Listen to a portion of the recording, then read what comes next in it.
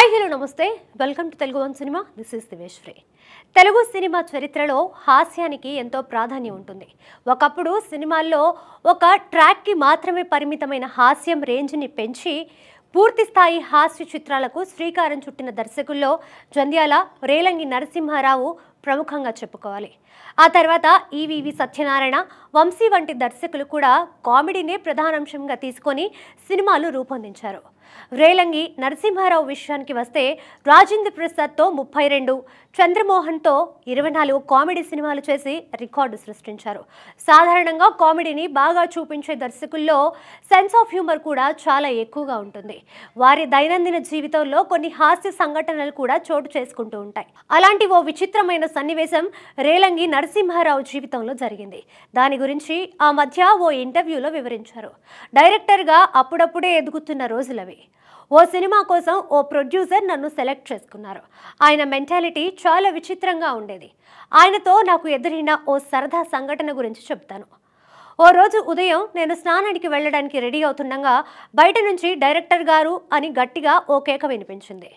అంత ఉదయమే వచ్చిన వారెవరు అని ముందు గదిలోకి వచ్చాను. నాతో సినిమా ఓకే చేసుకున్న నిర్మాత కనిపించారు.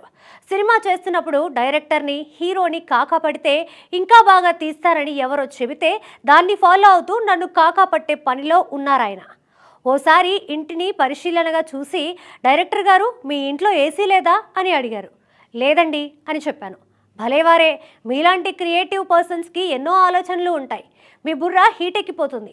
ఇంట్లో ఏసీ కంపల్సరీ ఉండాలి అంటూ, ఒరేయ్ ఆఫీస్లోని బీరువాలో 18,000 ఉంటాయి, అవి తీసుకొని వెళ్ళి ఒక విండో ఏసీ తీసుకురా అంటూ తన మనిషిని పురమాయించి అక్కడి నుంచి వెళ్ళిపోయారు.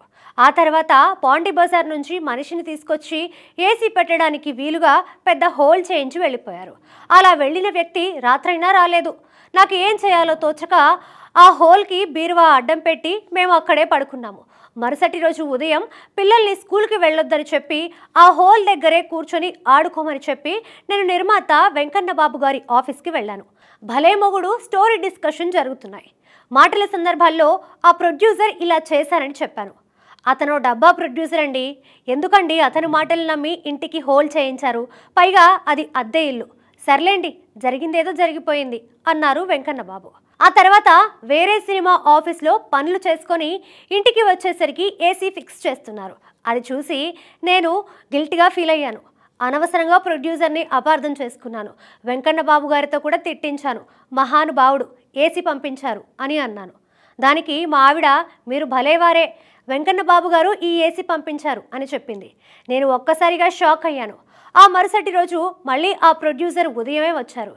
ఏంటండి ఏసీ ఫిక్స్ చేయించినట్టున్నారు అని చెప్పారు.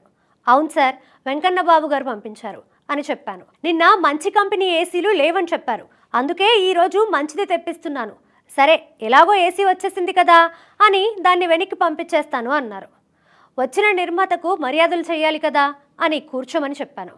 మేము కాఫీ తాగుతున్నాం. ఆ సమయంలోనే మా పని మనిషి బట్టలు ఉతికేందుకు తీసుకెళ్తుంది. ఆమెని అదేకంగా చూస్తున్నారాయన. అదేమిటి పని మనిషిని అలా చూస్తున్నారు అసహ్యంగా అనుకున్నాను. ఉన్నట్టుండి, నరసింహారావు గారు, మీ ఇంట్లో వాషింగ్ మిషన్ లేదా అన్నారు. నేను ఒక్కసారిగా ఆయన కాళ్ళ మీద పడిపోయి, అయ్యా మీకు దండం పెడతాను, నాకు వాషింగ్ మిషన్ వద్దు అని ప్రాధేయపడ్డాను. అప్పటికే ఏసీ పేరుతో ఆయన నన్ను చాలా ఇబ్బంది పెట్టారు. ఇప్పుడు వాషింగ్ మిషన్ విషయంలో ఇంకెన్ని ఇబ్బందులు పడాల్సి వస్తుందోనని అలా చేశాను. ఆ టైప్ ఆఫ్ క్యారెక్టర్స్ మనకు నిత్య జీవితంలో ఎన్నో ఎదురవుతూ ఉంటాయి. ఈ క్యారెక్టర్ సినిమాల్లో బాగా పండుతుంది. బ్రహ్మానందం గారు కలిసినప్పుడల్లా ఆ క్యారెక్టర్ని ఎక్స్టెండ్ చేసి కొన్ని సీన్లతో చేస్తే జనం బాగా రిసీవ్ చేసుకుంటారని చెప్తూ ఉంటారు. కానీ దాన్ని ఇంతవరకు ఏ సినిమాలోనూ పెట్టలేదు. ఇది నా లైఫ్లో జరిగిన ఓ ఫన్నీ ఇన్సిడెంట్ అంటూ వివరించారు రేలంగి నరసింహారావు.